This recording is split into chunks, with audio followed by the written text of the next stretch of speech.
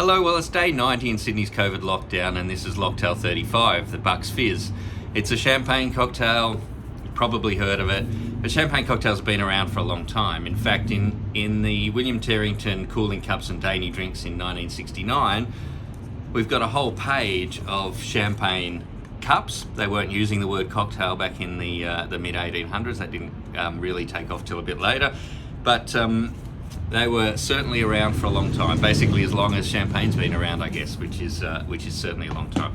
So let's get into it. The Bucks Fizz, it was created in 1921 by Malachy McGarry, better known as Pat McGarry. He was the first bartender of the Bucks Club in London. Now his cocktail only predates the Mimosa, which was created by Frank Meier at the Ritz Hotel in Paris. The only difference between the two is the Bucks Fizz is 1/3 orange juice, 2/3 champagne, and the Mimosa is half and half over ice. So let's get some champagne. I've got some of my favourite champagne, some Perrier-Jouët, but I'm not going to use that in a cocktail. I'm saving that for when we get out of lockdown.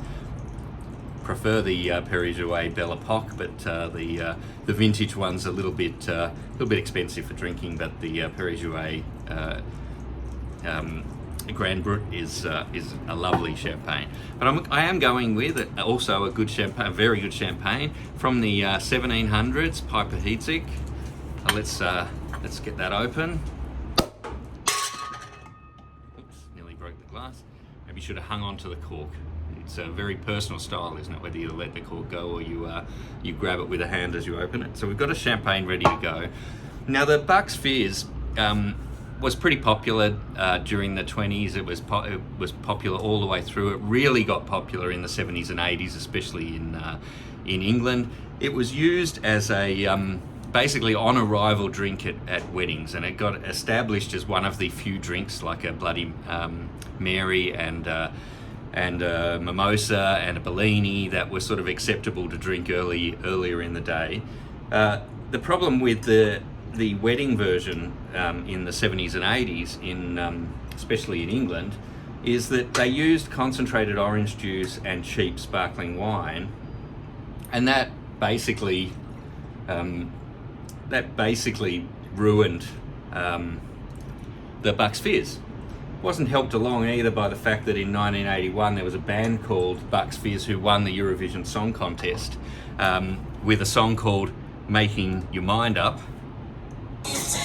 There's a little bit of Bucks Fizz, Eurovision Song Contest song from 1981. Not quite a one-hit wonder, but probably didn't help probably took the name from the cocktail, but didn't help the cocktail's longevity. You probably heard of Mimosas, and then certainly Bellinis, which tend to be more Prosecco and peach puree, but this sort of range of cocktails. Now you'll probably notice I'm drinking these out of a champagne coupe for a couple of reasons. One is, as you pour the champagne in, it doesn't quite bubble up over the top in exactly the same way as a champagne flute. Plus, champagne coupes were around before champagne flutes. It's a little bit more of a traditional way.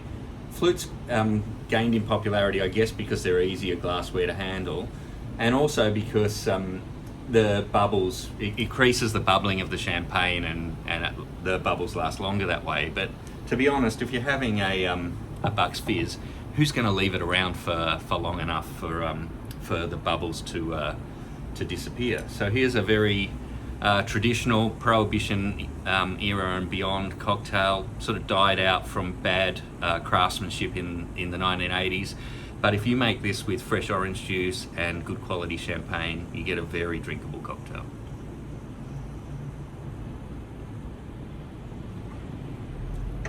And if you've got it in a coupe like this, you can drink it before it starts to warm up in this lovely Sydney spring weather that we're having.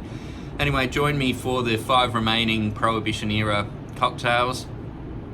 If you're heading into grand final weekend and enjoying the Sydney weather, why not make yourself a cocktail? Why not make it a Bucks Fizz? Go and grab yourself some champagne, squeeze yourself some fresh orange juice, and you'll have a wonderful spring drink. Thanks everyone, bye for now.